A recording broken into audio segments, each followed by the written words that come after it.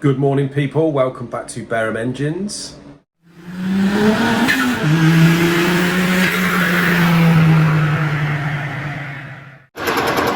So we've got the Alpha on the milling machine here. I've cut the seats and opened up the throats. I've measured the head compared to the old one, and we've got to take 180 thou off it. So that's what we're doing at the moment. As you can see, the finish ain't great, so I'm gonna have to sharpen the tip. But yeah, we're just on 30 thou at the moment, so plenty more to take off that. Over here, I am just boring a barrel. I'm just letting it cool, and I'm going to ease it out a little bit, and then that one is done. And then, like I said yesterday, I'm going to get this V8 on the boring bar and rough that out, because we've only got to take 20 thou out of that. And then once I've done that and cut the seats on the cylinder head, that job is all done and can go back to the customer. Right guys, great news on the Lagonda. I put it in a video yesterday, and I had a chap email me actually saying that he's been specialising in these Lagonda engines all of his life.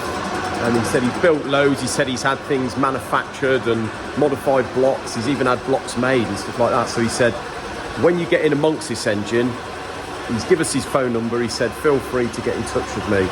So absolutely great news. If we struggle with this or got any parts, it sounds like he may be able to help us. So yeah, can't wait to get in amongst that engine.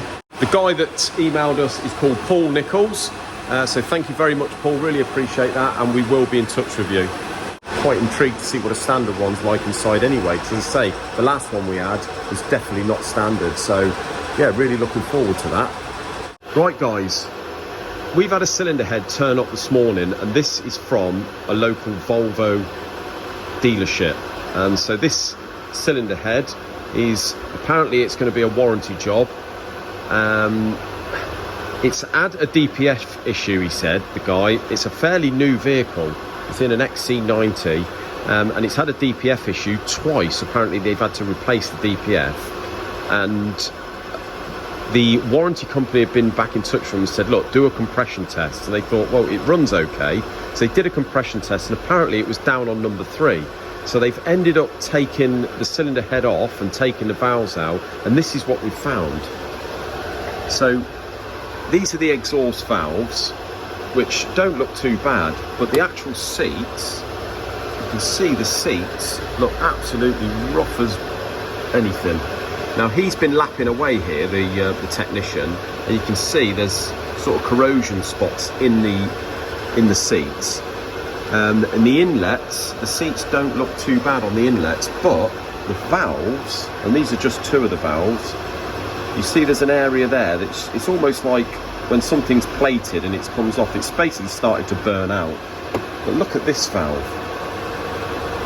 Look at that. That is horrendous. That's like water's been sitting on there. Absolutely crazy, really. So we've got to cut the seats. They've got some new inlet valves here to go in, and we're going to face the exhaust. We've got to go ahead from the warranty company to do that. But guys, do you want to know the worst thing about this? This XC90 has done 18,000 miles. It's almost new. It's obviously under warranty, but it shouldn't be happening. Apparently this is the 2 litre. It's a bit like the old 2 litre diesel that they were using, but it's a semi-hybrid. It just shouldn't be happening, guys. It's absolutely ridiculous. 18,000 miles. It's barely run in, and it looks like an engine that's done 218,000 miles. I've never seen anything like it. So it's just the way it is these days. Back in the day, if your vehicle had done 50 to 100,000 miles, especially over 100, you'd know that it would probably need a bit of a refresh. But 18,000, and as I said, I've heard of engines recently sort of giving trouble after about 100 miles. So I just cannot get my head around it. You never know these days. It's almost getting to the point where if you buy anything that's out of warranty, it's an absolute time bomb. And it doesn't seem to matter about the mileage, the service history, or anything like that. But yeah, it really shouldn't be happening in my eyes. I mean, Volvo, they've always been renowned for their reliability and build quality, but that doesn't seem right to me. not good. I do apologise about the noise, guys. That's still the alpha head there plugging away, so that's going to be on there for some time. But I just want to show you this. I don't think I've showed you inside one of these Cosworth oil pumps before. This is a Cosworth pickup pipe and oil pump. It's pretty much the same as what's on the Pinto. They do alter very slightly from the 2 to 4 wheel drive. This is a 2-wheel drive pump and pickup, and as you can see, the difference is we've got this spray bar here on the 2-wheel drive, which is a bit of a Heath Robinson setup, and yet, believe it or not, this brazing on here, where they braze this pipe to the existing pickup pipe, a normal Pinto pickup pipe would be just that, and then it'd have a blank cap on it. But with this, the difference is, you see in the cap, they've got a sort of a section there which takes oil and sprays it through the spray bar, and it goes down, it's split into 2, and it goes basically onto 4 pistons, and that sprays oil down at the base of the piston for extra cooling. So that's the only difference. But I'm just going to show you inside.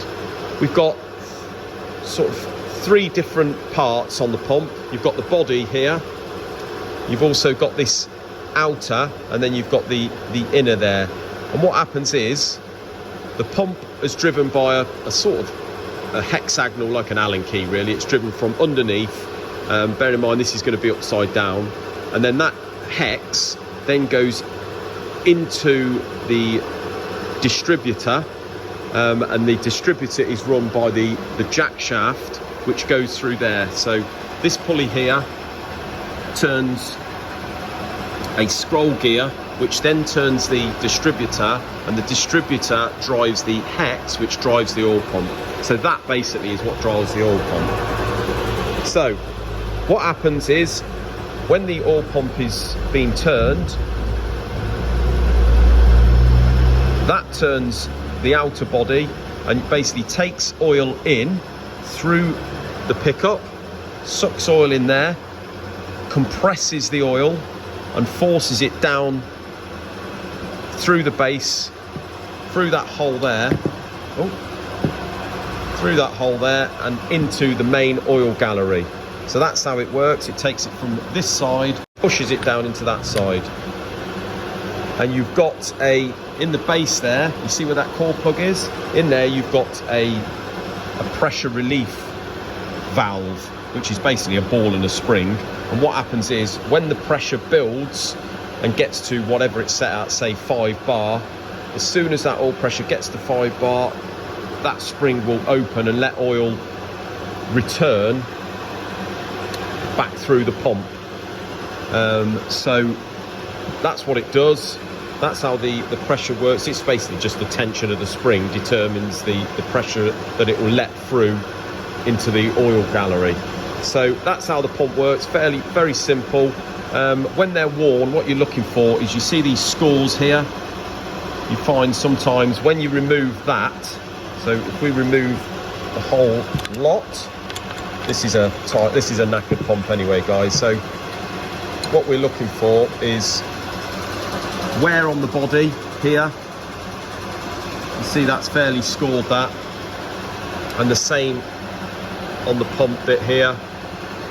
So what happens is, when that body wears, you get more clearance here, and obviously that makes the pump less efficient. So you can see here, there where you get wear on the edges. Obviously the more wear you've got there, and the more scoring, the more it sort of lets the oil out, and again makes the pump less efficient. I'm sorry if my explanation is not very professional, guys. It's one of those things where I'm not a teacher at the end of the day. I just sort of know about measurements. I'm an engineer really, so my terminology is not great, so I do apologise for that. But yeah, we've got another one of these on order. Obviously we reuse the pickup pipe, so we'll wait for that to come. Right, Paul's just attached the oil pressure gauge. He's got the sump on and that.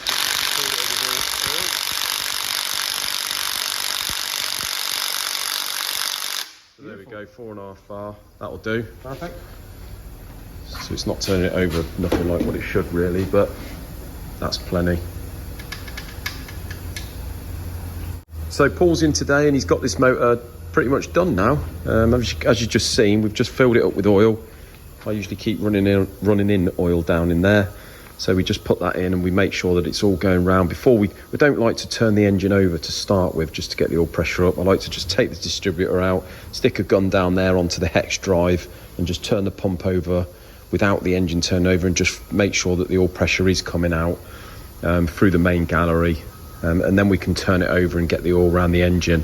Unfortunately, the customer has got another rocker cover to go on it. So this is just a donor one that we've had to put back on.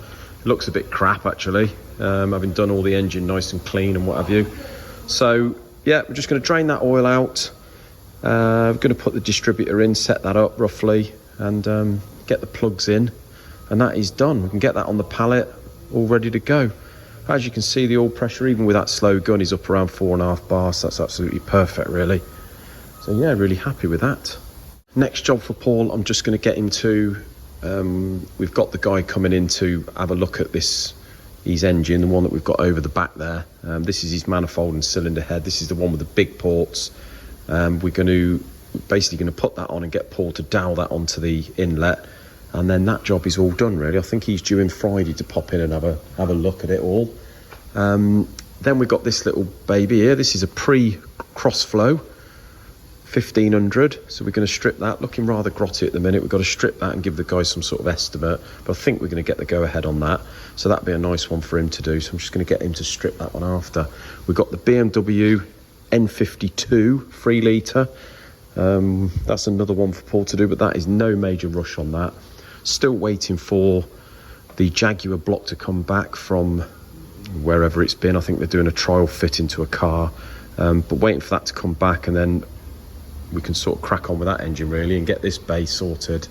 We've got an MGB block here. This one's got to be done. Same, little bit like the pre-crossflow. Got to strip that, give them some idea. John started stripping that one now.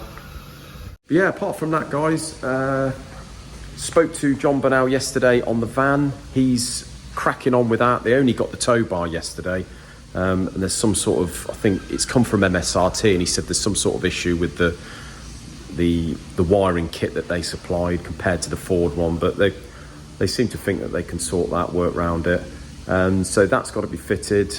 We're looking towards the end of the week, he said, but maybe towards the beginning of next week. So fingers crossed we get that fairly smartish. I'm really excited to get that and do another review on it actually. Quite surprised how well the Lambo review went, but yeah, thanks a lot for your comments, guys, on that.